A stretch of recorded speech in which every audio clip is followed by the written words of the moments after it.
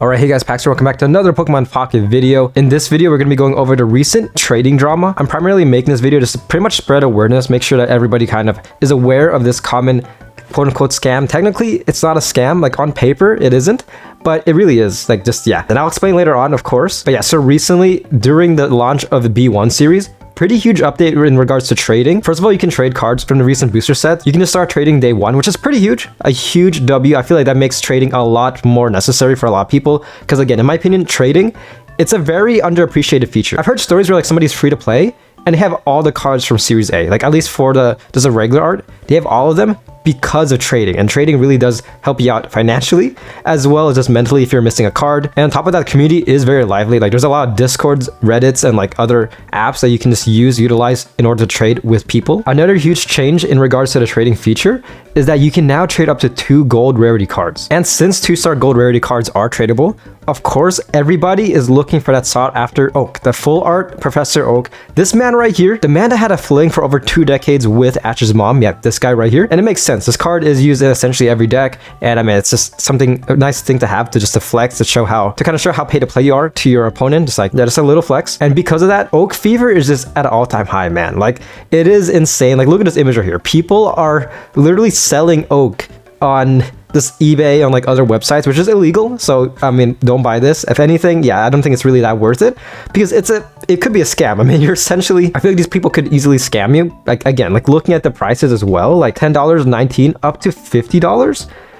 This is kind of funny, like that's kind of insane. But yeah, I feel like most of the time when you look at this, I don't think many people are actually buying it. I could be wrong. I mean, there's probably some people who kind of fell for it. And again, super risky. I mean, the person could give it to you, but most likely you might just get scammed just outright against Game TOS. But nevertheless, another scam in regards to somewhat related to Oak in a sense has kind of emerged. And I kind of want to shed some light to the situation because I don't want to make this kind of like a norm because you can just easily get scammed because of this. So it's called 2-for-1 trading. So you trade 2 cards for essentially one of your opponent's cards. So they would trade 1 card and then another filler card, and then you would trade 2 just high valuable rarity cards. So an example of this is the 2-star O card. So a player would trade you an O card for 2 other 2-star cards. So let's say, yeah, your first trade, your opponent trades a full art card that isn't really sought after. So I guess like, I don't know, full art Morty Looker. I mean, some people might like him, but I mean, when it comes to just playability, they're at the bottom of the list when it comes to effective trainers. So yeah, your opponent would trade a full art Morty, and then you would trade him a high value card such as, let's say, full art Red. You would do that trade.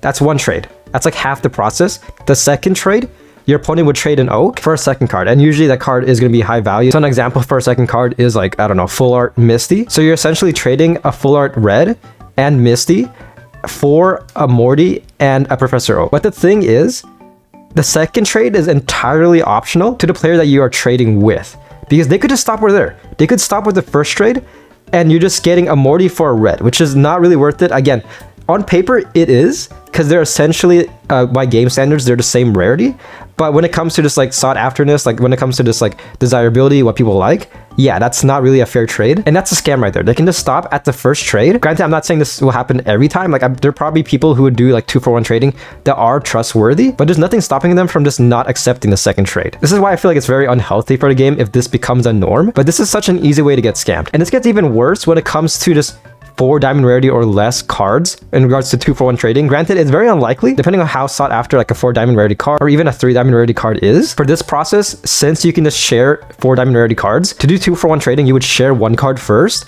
and then you would do the trade. So you give them a free card first and then commit the trade. And yeah, again, you can just get easily scammed. And because of how controversial 2-for-1 trading has become, a lot of Discords and other websites have actually banned it, saying that like, yeah, you can't do 2-for-1 trading. It's not worth it. And they really don't want to promote it because it really does harm the game overall. And if you think about it in a PR standpoint, I mean, Dina's PR is very bad. Currently, after the advanced ticket fiasco and a bunch of other stuff as well, it has been pretty bad, and people getting scammed in this game is something they probably don't want to happen. I mean, it's already a gacha for one thing, so I mean, you could spend like $10 and get like nothing from like a multi. So I mean, yeah, there's already that kind of the ethical dilemma about that. Of course, getting scammed does detract players, and I mean, there's a lot of players who are probably like adults who play this game, but it is a Pokemon game, so I feel like Dina and just like everybody who makes a Pokemon game, they always want to kind of target like kids. And while it's a good life lesson for like a kid to get scammed, like if anything in like a game instead of in real life, you're still losing a potential consumer, which I mean, yeah, just kind of thinking about this in a financial viewpoint. Also, I know how it feels to get scammed. I used to be a kid myself. I also played Growtopia. If you look at my profile picture, that's from Growtopia.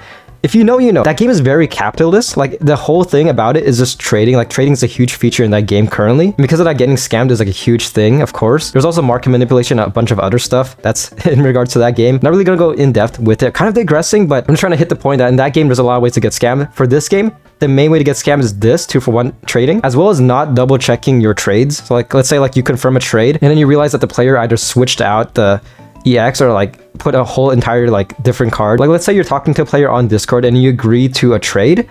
You do it in game and you don't check the trade once like the confirmation screen comes up, and then later on you realize that they traded a completely different card than the card you were promised. That could very much happen, which is why, again, you should always double check what you're trading. And that's pretty much it. And those are pretty much the only ways in this game that you could get scammed. Now, I feel like Dina could easily fix this. Like, when it comes to their PR, they definitely should implement this as soon as possible. Like, don't do the whole Dina cliche where like they would announce like, okay, we see the complaints, we'll fix it next year. Like, it'll be coming out winter of 2026. Yeah, that's gonna just hold on, guys. I wouldn't be surprised if they do that. I feel like it's a very Dina thing to do, just like kind of delay. Like, they could easily implement this, but of course they want to just delay it as much as possible. But what they should do is implement trading multiple cards in a single transaction. In other words, trading 2 cards for 2 cards. This essentially won't remove 2-for-1 trading, but it won't be a scam, because you could do what I stated earlier for a 2-for-1 trading. So a 2-star O card for like a full art Morty for a red and Misty. You could do that trade, those 2 trades in one. That would fix this. That would make it so it won't be a scam. You get what is expected all in one trade. Because again, for 2-for-1 trading, the first trade happens, the second one may not. But if you combine everything together, everything will happen all the same. And in regards to trade currency, just times it by 2. Like, it's very simple. So currently trading 1 2-star gold card costs 25,000 shine dust. Just times that by 2, since you're essentially trading twice to 50k. And of course, consume 2 stamina. Like, that's easy fix, just like that. And on top of this, they could add this for all the other rarities as well. So 1-star gold cards, 4 diamond rarity cards, they can do that. And it just streamlines the process, makes trading a lot more manageable, because there's been a lot of times where like I'm trading with my friend and we would do multiple trades, which would take quite a while to do. Also, in my opinion, switching tabs in the game is rather tedious. I feel like it does take a lot longer than it should. Hence why, like, at least for the packs, they added a feture where you can favorite a pack, making it easier for you to go to that said pack. That helps a lot, streamlines the process. And this is essentially the same thing in a sense for trading. Just streamlining the process, making things a lot more accessible for players to do. And overall, it's good PR. I really don't see an issue if they do implement this feature into the game. Because I mean, for one thing, it does fix just a 2-for-1 scam. And it also incentivizes people to trade a lot more. And yeah, that's pretty much the video, guys. Hopefully you guys did enjoy it. Hopefully you guys enjoyed the background gameplay on the screen. Currently, I'm just looking at a Gyarados and Blaziken background. This Gyarados is literally staring down into my soul. But yeah, I just wanted to make this video just to kind of give a little PSA. Just make sure, be aware that this scam does exist. And if you're new to trading, just don't fall for this. Like, if anything, even if it's not a scam, in my opinion, it's not worth it. It's definitely not worth the risk at the very least.